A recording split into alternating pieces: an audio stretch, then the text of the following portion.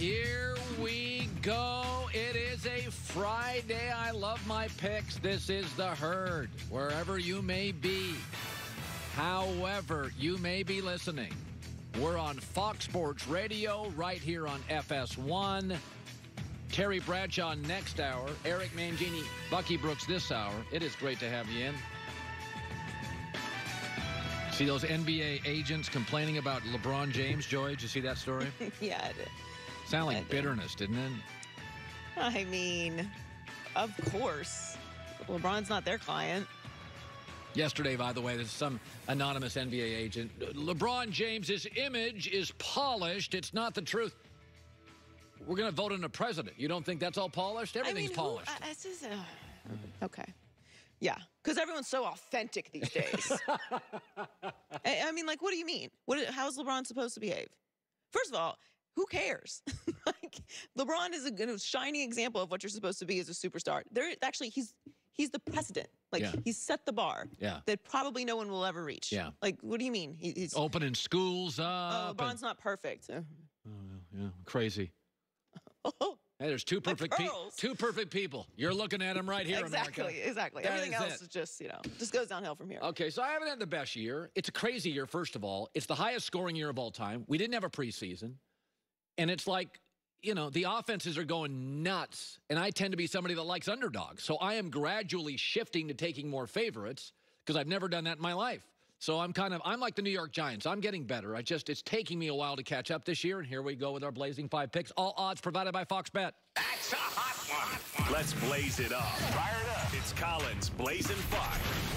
Packers at Texans. Favorite pick of the week, I like Green Bay -3.5. I like good teams who get humiliated in national TV games.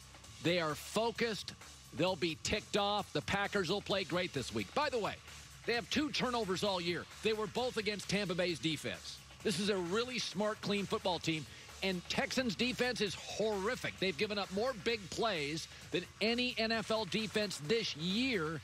And the average opposer passer rating is a 111. Okay, now here comes Aaron Rodgers, Aaron Jones, Devontae Adams, ticked off, laser focused. Packers hammer the Texans 40-23. Steelers at Titans. I have a rule. Take a really good team getting points. Pittsburgh getting a couple of points. I'm going to take the Steelers here to win. Tennessee has 2 big issues. First of all, their left tackle, Taylor Lewin, is out. You do not want to be missing a Pro Bowl level left tackle against the Steelers. That is a problem. Secondly, the Titans defense is last in the NFL on third down defense. Why? They don't have a pass rush. What does that mean? People extend drives. So Tennessee is a really good football team, but I think they'll meet their match. By the way, Big Ben's having an extraordinary season. His best completion percentage, his best passer rating, his best touchdown to interception ratio.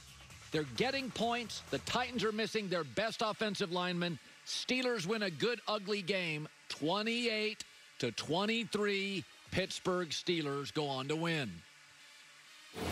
Panthers at Saints. I'm going to take New Orleans -7.5. That's a hook number. Everybody usually likes the team getting 7.5. I'm going to take the Saints. Here's why.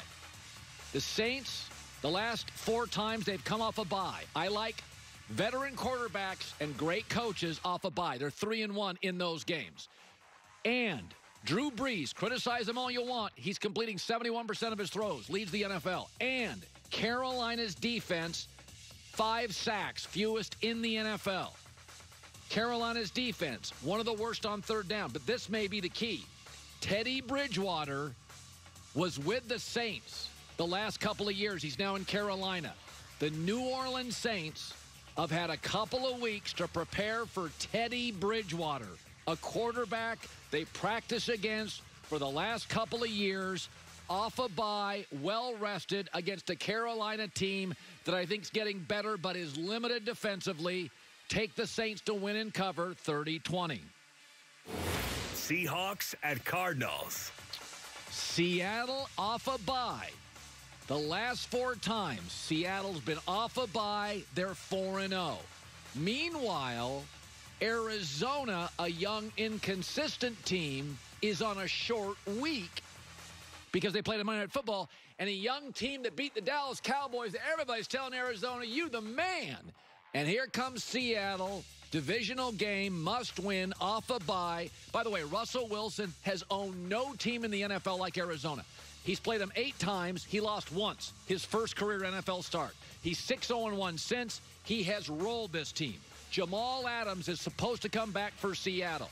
Again, Arizona, short week, off a big emotional win, beating the Cowboys, national TV. Seattle, off a bye, veteran coach. A quarterback, Russell Wilson, that has owned Arizona. I'm going to take the Seahawks to stay undefeated, 34-24.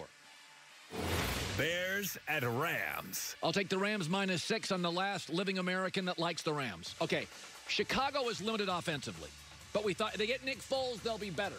The problem is Nick has had 1 or more interceptions in 5 straight games. That's the longest streak in the NFL. It's not Jameis Winston bad, but it's not good. The Bears' offense is near the bottom in everything. 27th in scoring, 28 total, 28th rushing. It's a mess. And the Rams' defense is better than people think. They've moved Jalen Ramsey all over the field, slot, outside, allowing fewer than 20 points in their last 4 games this year. And Jared Goff, I know there's all these misgivings. Nobody likes Jared Goff. He has the highest passer rating in the NFL in the fourth quarter. I think it's a close, ugly game. The Rams pull away late. They cover the spread 28-20. More of my Blazing 5 picks. Check out all the Fox Bet social platforms. So there you go. There's my Blazing 5 picks. One of the games, and there you can take a look at them. So I like the favored Packers, the favored Saints, the favored Seahawks, favored Rams. I take the Steelers as dogs. And I am generally not somebody that takes favorites. I am not. But the league's changing. There's more offense. And, you know, got to move around.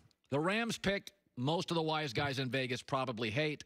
But I think Chicago lacks juice. I think they have to make a move at the trading deadline, or they're not going to be a viable team in the playoffs if they get there. So Cam Newton, I did not pick this game this week. So San Francisco's an underdog to New England by a couple of points. I would have taken San Francisco. I think it's a very important week for Cam Newton. In Carolina, I used to call Cam Newton roller coaster Cam. He plunges, he rises, he plunges, he rises. He was very inconsistent. Roller coaster Cam. Getting a little bit of this now in New England. So week 1, he runs mostly. Week 2, he's great. Week 3, 73 passer rating. Week 4, didn't play. Week 5, bye. Week 6, bad. If New England loses to the 49ers, Vegas thinks they're going to win. But if they lose, they're 2-4. And Cam starts to feel a little bit like renter Cam. Okay? Like 1 year, draft somebody, figure it out. Because this division is better. Buffalo's better. Miami's better than they have been in recent years. And the Seattle game does appear to be a little fool's gold. We now know Seattle's defense. It may get better, but it's bad now. Dak threw for 472 yards. Matt Ryan threw for 450 yards. Ryan Fitzpatrick threw for 315 yards. And Kirk Cousins lit it up for a 93 quarterback rating. That was Cam's big game. I need another Cam good performance. In San Francisco's defense, it's not what it was last year, but statistically, it's top 5. So Cam Newton knows it. Cam Newton acknowledges it. Cam Newton admits it. He's not playing well right now. Just haven't been good. And I haven't matched enough good plays together for my liking.